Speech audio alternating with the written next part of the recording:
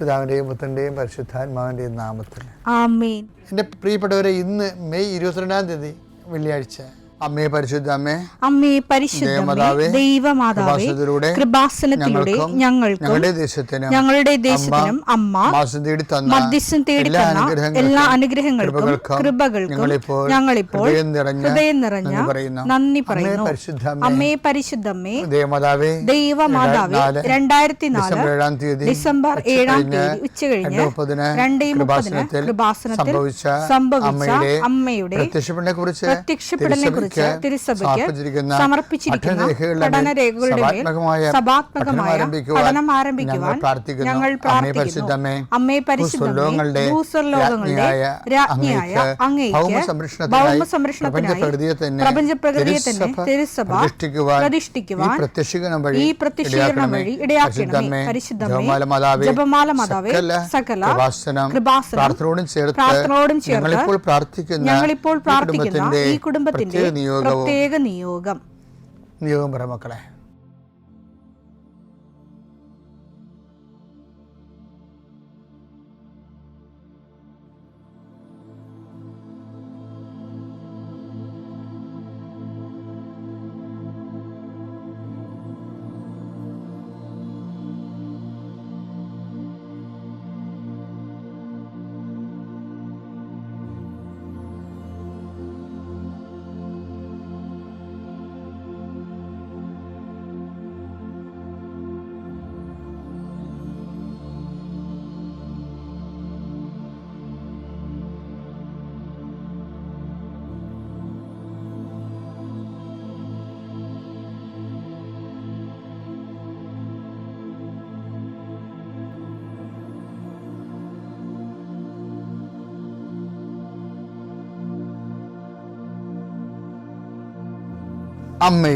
അമ്മയുടെ പ്രത്യക്ഷീകരണത്തിന്റെ ഈ അനുഗ്രഹവേളയിൽ ഞങ്ങൾക്ക് സാധിച്ചു തരുവാൻ കനിയണമേ. ആമേൻ. വിശ്വാസ പ്രമാണം. സർവശക്തനായ പിതാവും ആകാശത്തിന്റെയും ഭൂമിയുടെയും സൃഷ്ടാവുമായ ദൈവത്തിൽ ഞാൻ വിശ്വസിക്കുന്നു. അവിടുത്തെ ഏകപുത്രനും ഞങ്ങളുടെ കർത്താവുമായ ഈശോമിശിഹായിലും ഞാൻ വിശ്വസിക്കുന്നു. ഈ പുത്രൻ പരിശുദ്ധാത്മാവിനാൽ ഗർഭസ്ഥനായി കന്യകാമറിയത്തിൽ നിന്ന് പിറന്ന് പൊന്തിയോസ് പീലാത്തോസിന്റെ കാലത്ത് പീഡകൾ സഹിച്ച് കുരിശിൽ തറയ്ക്കപ്പെട്ട് മരിച്ച് അടക്കപ്പെട്ട് പാതാളങ്ങളിൽ ഇറങ്ങി മരിച്ചവരുടെ ഇടയിൽ നിന്ന് 3-ാം നാൾ ഉയർത്ത് സ്വർഗത്തിലേക്ക് എഴുന്നള്ളി സർവശക്തിയുള്ള പിതാവായ ദൈവത്തിന്റെ വലതുഭാഗത്തിരിക്കുന്നു. അവിടെ നിന്ന് ജീവിക്കുന്നവരെയും മരിച്ചവരെയും വിധിക്കുവാൻ വരുമെന്നും ഞാൻ വിശ്വസിക്കുന്നു. പരിശുദ്ധാത്മാവിലും ഞാൻ വിശ്വസിക്കുന്നു. വിശുദ്ധ കത്തോലിക്കാ സഭയിലും പുണ്യവാന്മാരുടെ ഐക്യത്തിലും പാപങ്ങളുടെ മോചനത്തിലും ശരീരത്തിന്റെ ഉയർപ്പിലും നിത്യമായ ജീവിതത്തിലും ഞാൻ വിശ്വസിക്കുന്നു. ആമേൻ. സുഖസ്ഥനായ ഞങ്ങളുടെ പിതാവേ, അങ്ങയുടെ നാമം പൂജിതമാകണമേ. അങ്ങയുടെ രാജ്യം വരണമേ. അങ്ങയുടെ തിരുമനസ് സ്വർഗത്തിലെ പോലെ ഭൂമിയിലും ആകണമേ. അന്നു വേണ്ടുന്ന ആഹാരം ഇന്ന് ഞങ്ങൾക്ക് തരണമേ. ഞങ്ങളോട് തെറ്റ് ചെയ്യുന്നവരോട് ഞങ്ങൾ ക്ഷമിക്കുന്നത് പോലെ ഞങ്ങളുടെ തെറ്റുകൾ ഞങ്ങളോടും ക്ഷമിക്കണമേ. ഞങ്ങളെ പ്രലോഭനത്തിൽ ഉൾപ്പെടുത്തരുതേ, തിന്മയിൽ ഞങ്ങൾ രക്ഷിക്കണമേ. ആമേൻ. നന്മ നിറഞ്ഞ മറിയമേ, സ്വസ്തി. കർത്താവ് അങ്ങയുടെ കൂടെ സ്ത്രീകളിൽ അങ്ങ് അനുഗ്രഹിക്കപ്പെട്ടവളാകുന്നു. അങ്ങയുടെ ഉദരത്തിൻ ഫലമായി ഈശോ അനുഗ്രഹിക്കപ്പെട്ടവനാകുന്നു. പരിശുദ്ധ മറിയമേ, തമ്പുരാന്റെ അമ്മേ, പാപികളായ ഞങ്ങൾക്ക് വേണ്ടി ഇപ്പോഴും ഞങ്ങളുടെ മരണസമയത്തും തമ്പുരാനോട് അപേക്ഷിക്കണമേ. ആമേൻ. കർത്താവേ, നിന്റെ ഉന്നതമായ നാമത്തിന് സ്തോത്രം ചെയ്യുന്നു. കർത്താവേ, നിന്റെ വിശുദ്ധ പൗരോഹിത്യത്തെ മഹത്വപ്പെടുത്തണമേ. കർത്താവേ, പ്രാർത്ഥന എത്ര ലളിതമാണെങ്കിലും എളിയതാണെങ്കിലും ഇതുകൊണ്ട് എന്താണ് ഉദ്ദേശിക്കേണ്ടത്? കർത്താവേ, നീയാണ് ഉദ്ദേശിക്കേണ്ടത്. നാനാവിധ രോഗികളെ കർത്താവേ നിന്റെ വിശുദ്ധമായ രക്തം തളിക്കണമെന്ന് പ്രാർത്ഥിക്കുന്നു. ഡിപ്രഷൻ വന്നു പോയവർ, മനസ്സിടിഞ്ഞവർ, ഇപ്പോൾ കാണുന്നത് പോലെ നെഞ്ചിൻ്റെ ഉള്ളിൽ മുഴയുള്ളവരെ കർത്താവ് സ്പർശിക്കണമേ എന്ന് കണ്ണീരോടെ പ്രാർത്ഥിക്കുന്നു. ഉടലിൽ നിന്ന് വെള്ളം വന്നുകൊണ്ടിരിക്കുന്നവരെ കർത്താവ് സുഖപ്പെടുത്തുന്നുണ്ട്. കർത്താവ് അടിവയറ്റിലെ വേദനകളും മുഴുവൻ എല്ലാത്തരം അസ്വസ്ഥതകൾ, ഭാരങ്ങൾ, എന്തോ കെട്ടിയിരിക്കണ പോലെ തോന്നുന്ന അവസ്ഥകൾ കർത്താവിൻ്റെ നാമത്തിൽ സൗഖ്യമാകട്ടെ എന്ന് ഈശോനാമത്തിൽ പ്രാർത്ഥിക്കുന്നു. കർത്താവെ, ഇന്ന് ജോലി അന്വേഷിച്ച് പോകുന്നവരെ കർത്താവ് ഓപ്പറേഷന് വേണ്ടി ഒരുങ്ങിക്കൊണ്ടിരിക്കുന്നവരെ, ഓപ്പറേഷൻ 2.5 മണിക്കൂർ ഉണ്ടാകുമെന്ന് കേട്ടപ്പോഴൊരു പ്രയാസം നേടുന്നവരെ, അതിനെക്കുറിച്ച് ഭയങ്ങൾ തോന്നുന്നവരെ, എല്ലാ ഓപ്പറേഷനുകളെയും കർത്താവിൻ്റെ നാമത്തിൽ ഞാൻ ആശീർവദിക്കുന്നു. കർത്താവ് പ്രസവത്തിലെ കുഞ്ഞിന് വെയിറ്റ് കൂടുതലാണ്, സിസേറിയൻ വേണമെന്ന് പറഞ്ഞപ്പോൾ അങ്ങനെ പറഞ്ഞിരിക്കുന്നവർ, അങ്ങനെ ഓരോരോ വിഷയത്തിൽ പ്രസവ സംബന്ധമായ വിഷയങ്ങളിൽ വിഷമിക്കുന്നവരും വേദനിക്കുകയും വീർമുട്ടുകയും ചെയ്യുന്നവരുടെ എല്ലാ ഭാരങ്ങളും മാറി മാതാവ് പ്രസവത്തിൻ്റെ ഓപ്പറേഷൻ്റെ ടൈമിൽ അല്ലെങ്കിൽ പ്രസവത്തിൻ്റെ സമയം നിൻ്റെ കൂടെ കൈകൾ പിടിച്ചുകൊണ്ട് പരിശുദ്ധ അമ്മയെ നിന്നെ ഏൽപ്പിക്കുന്നു. പിതാപുത്രനും പരിശുദ്ധാത്മാവായ സർവ്വേശ്വര എന്നേക്കും ആമേൻ. എൻ്റെ പ്രിയപ്പെട്ടവരെ, ഇന്ന് വളരെ പ്രധാനപ്പെട്ടൊരു വചനമാണ് വായിക്കണത്. പരിശുദ്ധാത്മാവിൻ്റെ ഫലമാണ് നമ്മൾ വായിക്കാൻ പോകുന്നത്. വിവേചനം, ഡിസേൺമെൻ്റ് എന്ന് പറയും.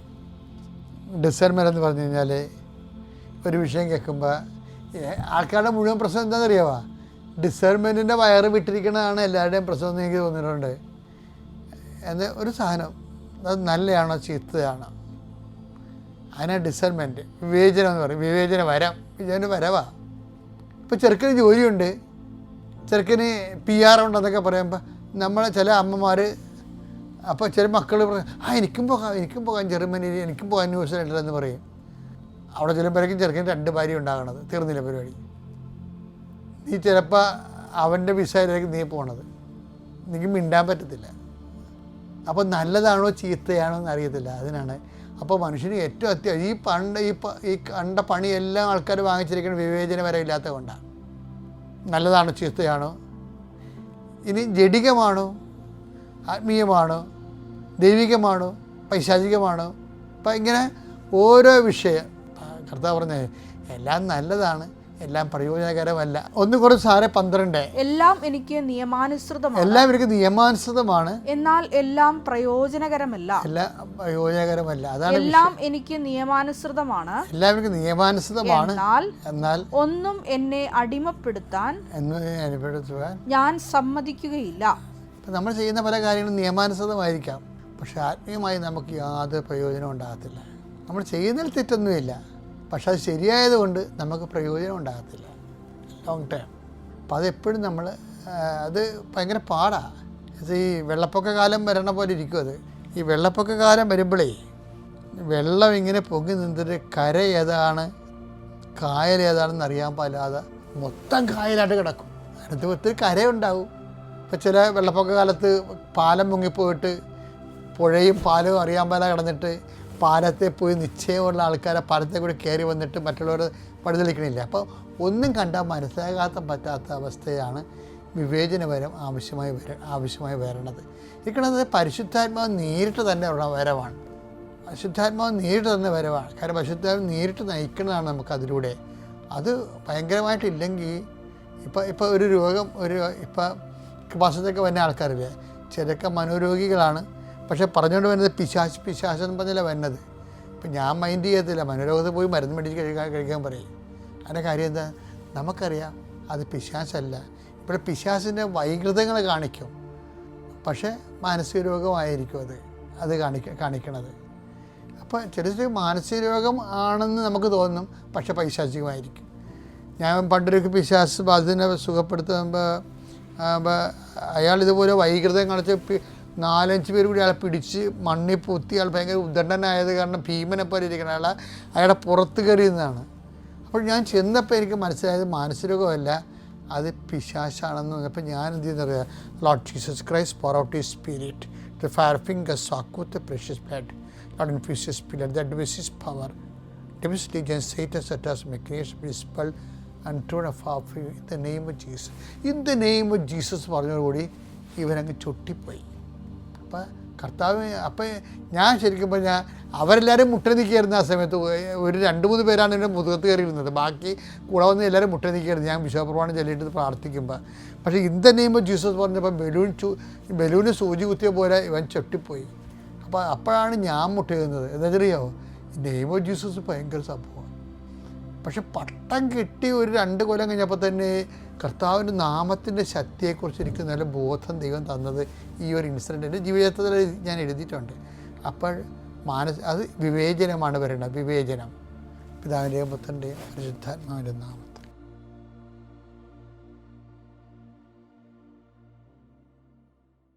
അത്യപൂർവ ദൈവാനുഭവങ്ങൾ ഇനി നിങ്ങൾക്കും സ്വന്തം. ഈ യൂട്യൂബ് ചാനൽ ഇതുവരെ സബ്സ്ക്രൈബ് ചെയ്തിട്ടില്ലെങ്കിൽ ഇപ്പോൾ തന്നെ സബ്സ്ക്രൈബ് ചെയ്യുക. ഈ വീഡിയോ ഇപ്പോൾ തന്നെ നിങ്ങളുടെ സുഹൃത്തുക്കൾക്ക് ഷെയർ ചെയ്തുകൊണ്ട് കർത്താവിൻ്റെ പ്രേക്ഷിതരാകുക.